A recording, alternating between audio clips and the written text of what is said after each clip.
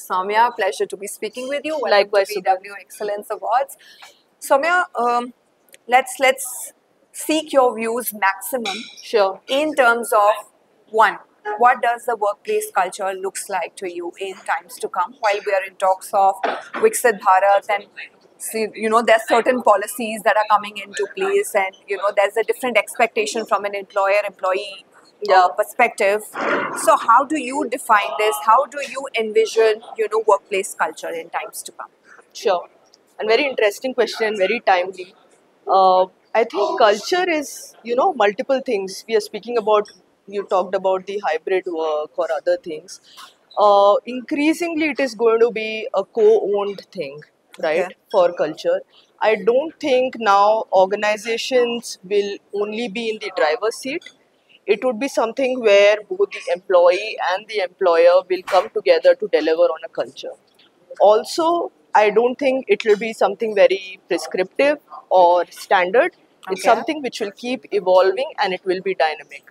Some basic values will, of course, not change. Like, for example, if culturally, you want to be branded or you be known as a learning organization, then that will kind of continue.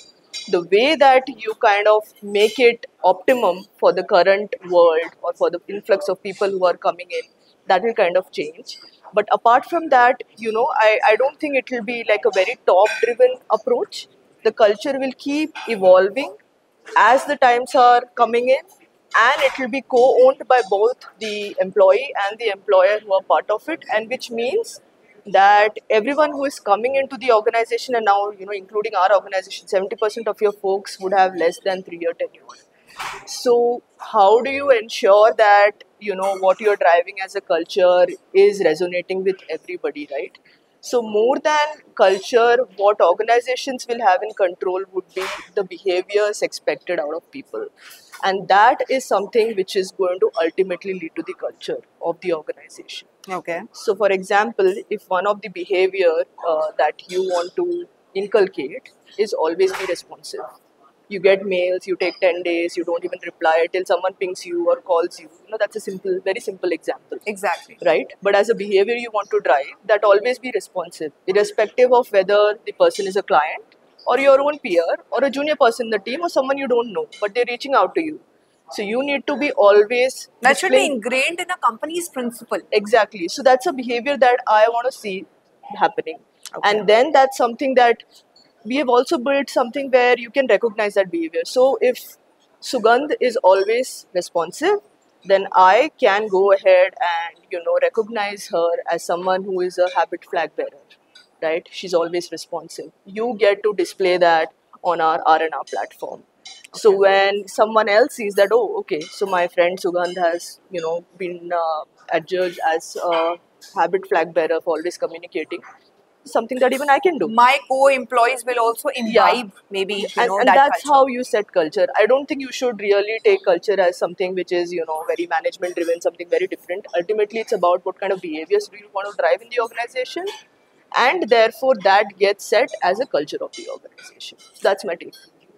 Well, very, very fluently that you've explained what kind of culture that you envision. I'm sure it's something that's happening at Wipro as well. Absolutely. But while I speak of a culture-driven organization, there are also certain skills which are also at par in all the organization, because different organizations have different sectors that they're catering to. That's true. Now, specifically in IT, if I talk about what are certain job roles, what are certain courses or skills that you see booming specific to IT industry, or you could even talk about various other industries as well if you Sure. have a generic view to it. But Absolutely. since you lead an IT firm in their HR domain, what are certain skill sets that probably you are looking in the candidates while hiring now?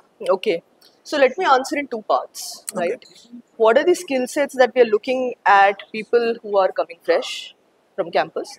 What are the skill sets that we are looking at someone who's already built some kind of experience, right? Professional, And irrespective of what function you're applying for. Fair enough. So when you're coming, so the base skill is on being digitally literate.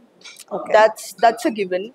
Whether you're applying for finance role, whether you're applying for HR role, you're applying for a technology role, obviously technology role much more, but irrespective of what role that you're applying for, you need to be digitally literate. You cannot not know what is a co-pilot. You may not know how to use it, but you cannot not know what it is about, right?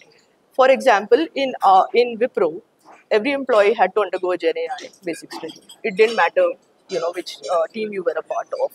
So that's a basic which is there. For freshers, particularly, at least in my experience, what I have seen, people when they come in, and they are digital natives. They've grown up with everything being digital, and they are the TikTok generation and everything, right? But when they come into the organization, what are the other things that we are looking for? The technical skilling the organization will take care of, right? It's also about your adaptability, your emotional quotient, which is going to be important for any individual who is coming in into the organization as a fresher. Being open to experiment with different kind of skills. Your scalability, right?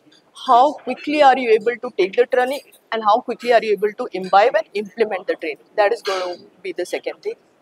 And the third thing, which is going to be very important, is what is the business outcome that one is supposed to drive, and how are you, from a skill point of view, going to help drive that, right? Yes. Because typically, when someone who doesn't have any experience who comes in, they have certain ideas in their mind on how they want to deliver Right. things, right? Right. There's certain things that they want to do. There's certain projects they want to be part of, including when they come to the function. You want to be part of only HRC strategy, or if you come, you want to be part of only AI projects. You don't want to do a Java work, right? You don't want to do basic coding things. So, I think for anyone who is coming in, you should be open to expose yourself to all kind of experiences. If your first role is a code development role, please do it. Get that basics. If and in any case, the expectation is for everyone to be adept at emerging technologies, and that the organization will do. But what you should be open to is adaptability and open to all kind of experiences as a fresher, as well as someone who is coming in as a lateral hire. That is what I would say. Good differentiation you've created for people who are entering and already professionals. Yeah. Thank you so much, Soumya. It was Thanks. a pleasure speaking with you Thanks. and amazing insights. Thank you, Sugan.